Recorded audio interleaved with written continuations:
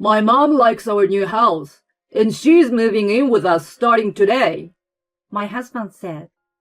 If you don't want to live with us, then leave, my mother-in-law said. I didn't understand what they meant at all.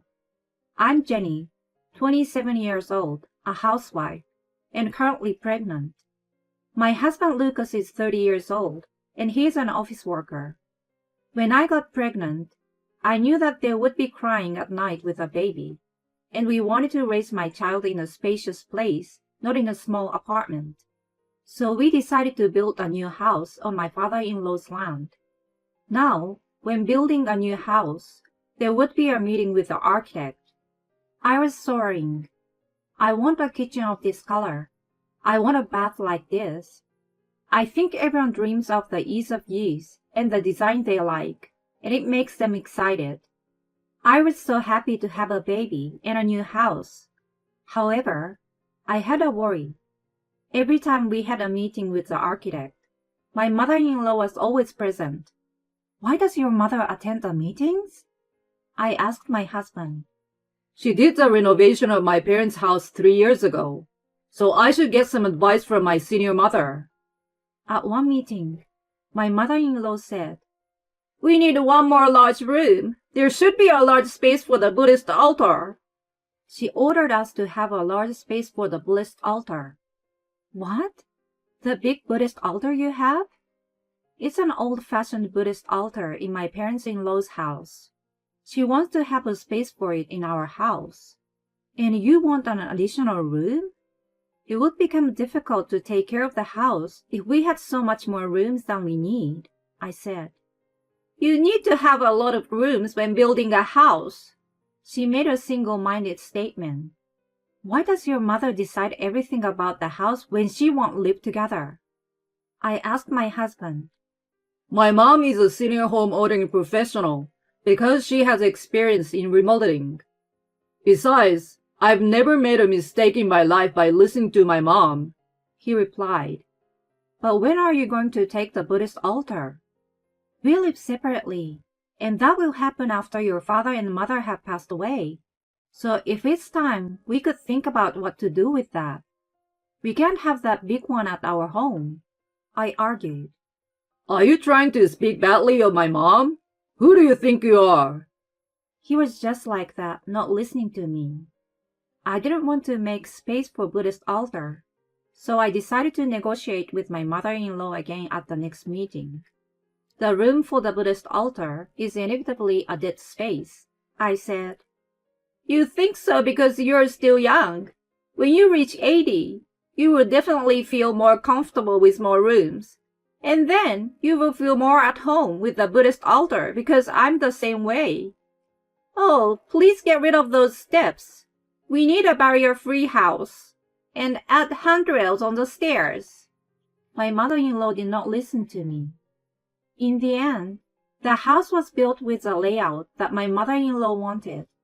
Barrier-free, handrails on the stairs, and an extra room for a large Buddhist altar for the future. I tried to prevent it until the construction began. My mom is professional. She can't be wrong. Don't speak ill of her. My husband kept repeating so. I couldn't discuss it with him. I couldn't talk back strongly about it because the house is being built on my father-in-law's land. If we don't have to pay for the land, the amount of repayment would be less. However, if we put all my mother-in-law's wishes into the house, the construction cost would naturally increase. I was very annoyed that I had to pay an additional cost to add more space only because my mother-in-law's wish. The architect understood the situation and suggested that we could reduce the cost by eliminating some parts. He made some suggestions to reduce the cost. Money will come back to you if you spend it comfortably. That's what my mother-in-law said. Well, the new house was completed.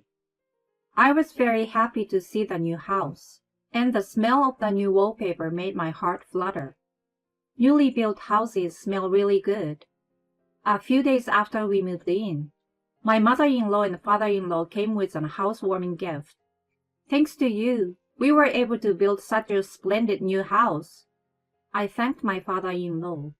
In fact, it is. I feel that we probably would not have been approved for a large loan if we had purchased not only the house but also the land. My father-in-law smiled. The smell of our new house is so nice. Now you are ready to welcome a baby as a grandfather. I couldn't be happier, he said, his eyes narrowing at the thought of his yet-to-be-seen grandchild. My husband showed them around the new house, proudly displaying the Buddhist altar room. All that remained was to wait for the baby to arrive. But then, something unexpected happened. While we were having breakfast on Sunday, a moving company came to our house. The packages arrived. I had no idea what was going on. Anyway, I opened the door. I asked him if he had a wrong address, but the address was right. I was puzzled because I didn't understand the situation. I heard the sound of a bicycle warning, tinkle, tinkle, tinkle. It was my mother-in-law. She parked her bicycle in front of the house, pointed at the belongings in the moving truck with a straight posture, and began to instruct. Put this here, and this one there. What is going on? The scene was so sudden that I was at a loss for words. Then my husband, who had heard the commotion, came out of the front door. Scratching his head, he said, My mom liked the room for the Buddhist altar so much that my parents are going to move in with us starting today. What? Their belongings were suddenly brought in by the movers, and then I was told that we would have to live together. How is this possible? Then my mother-in-law said, What are you just standing there like that, getting in the way of the moving in of our belongings? She grabbed my shoulder and pushed me. No, I'm not just standing here. I'm standing here in a daze. If I had been in good health, I would have set that back. But there was so much information to analyze that my head couldn't keep up. My mother-in-law seemed to have noticed my pale complexion. I had been thinking about moving in together since the meeting with the architect.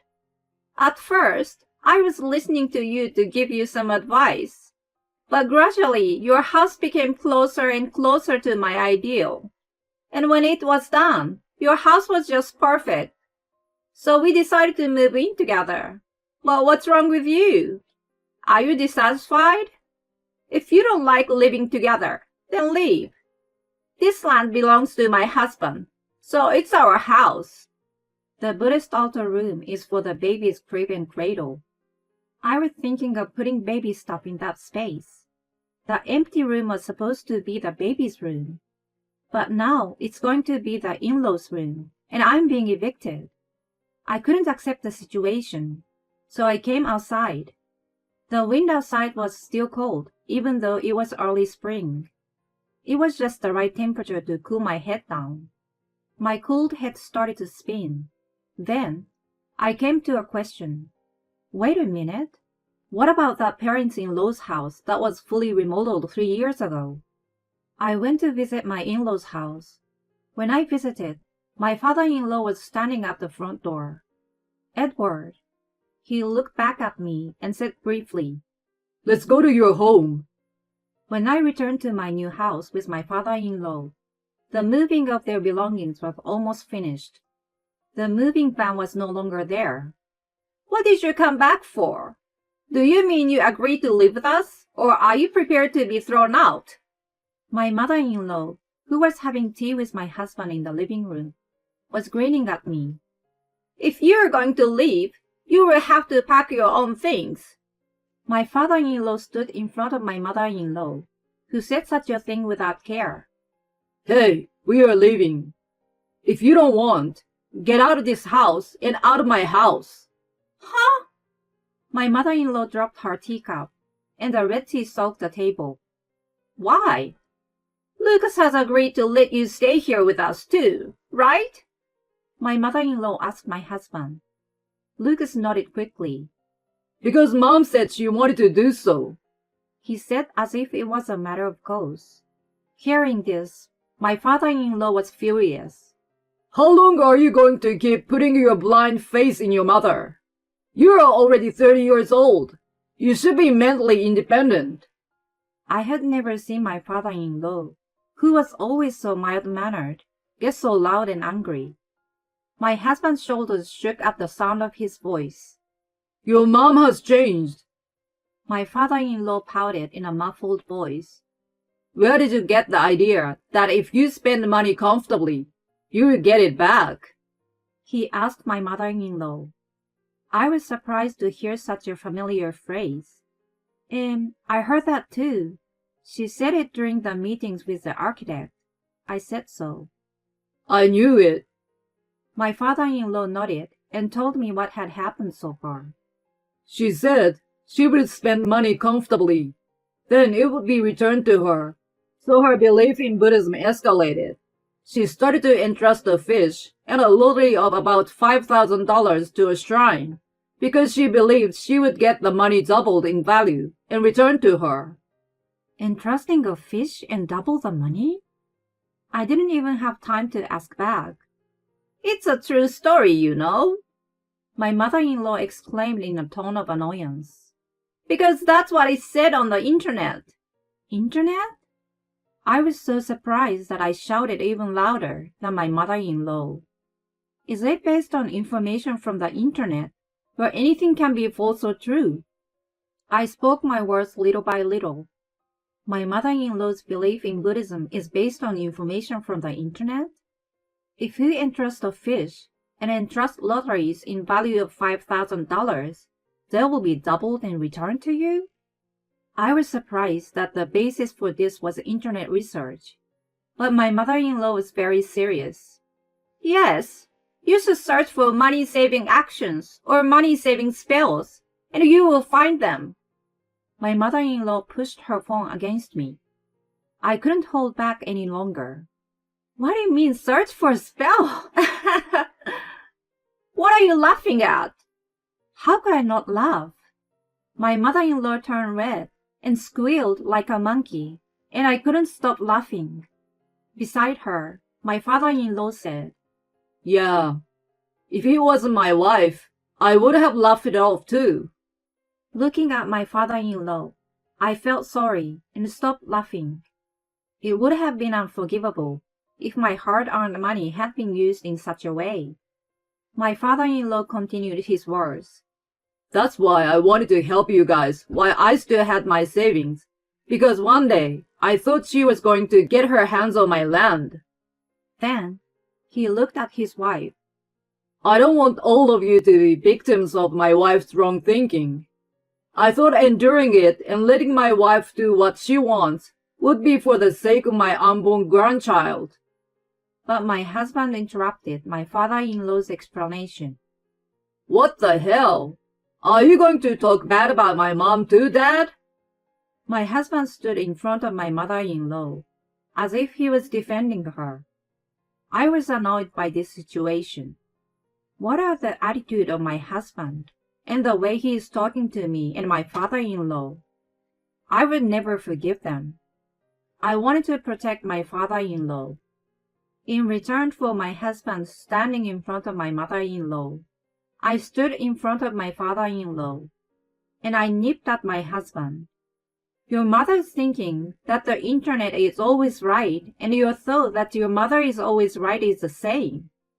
Your mother and you are really unfortunate adults who can discern the truth of information. My father-in-law has had to endure my mother-in-law's extravagant spending all his life, and I was probably the first person to stand up for him. Thank you, Jenny, he said in a small voice. I thought I had given you the least by having you build a new house on my land. But at the same time, I was already running out of savings because of my wife. Then she suggested we go to Lucas, who had money because people and money gather where there is money or something like that. It's not about the truth and false of internet information. It's a problem with my mother-in-law's personality. She's completely like a hermit crab, going from shell to shell. But my husband and mother-in-law didn't give up. But of course, you go where the money is. And if Mom wants to move in with us, she can. That's why Lucas built us an extra room and agreed to take over the Buddhist altar. Saying Mommy's always right and the internet is always right, and the two of them were yelling and screaming. These two cannot be saved anymore, and my father-in-law and I looked at each other.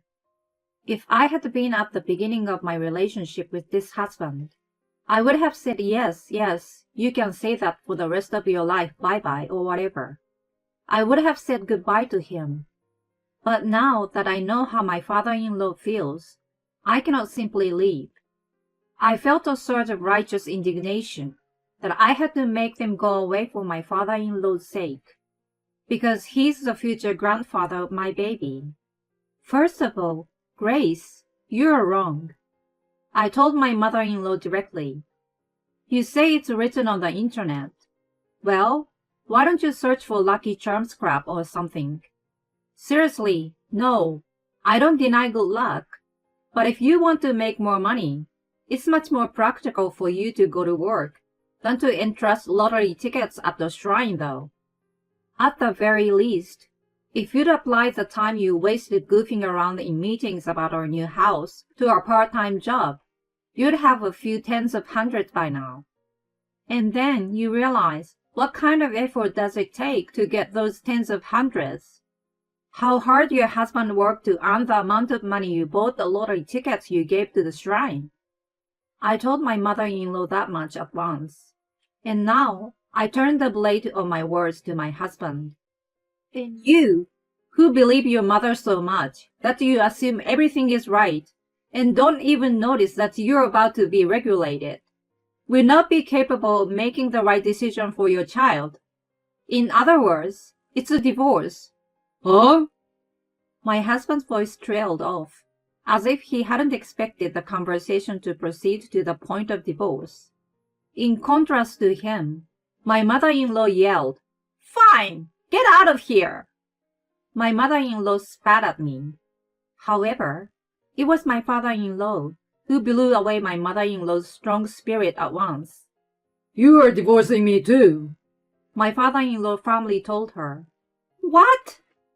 My mother-in-law looked back at my father-in-law.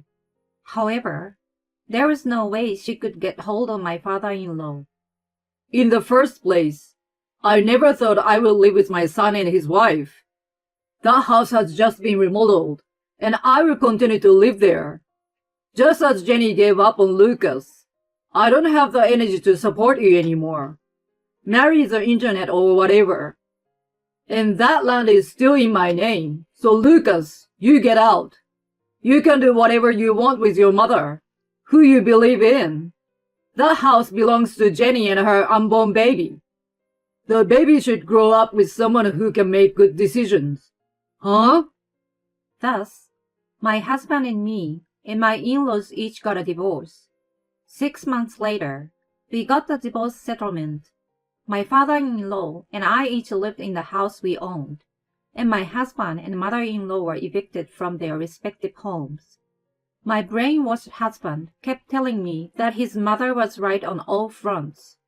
"Then why don't you and your mother live together as you wish?" I told him, and then he said, "Yes, I will." They started living together in an apartment. After that, I heard that my ex-husband visited my father-in-law. "Even if I do as Mom says, the money will not increase. I want you to lend me money." My father-in-law said that he sent him away. My father-in-law has retired and is still working as a contracted employee.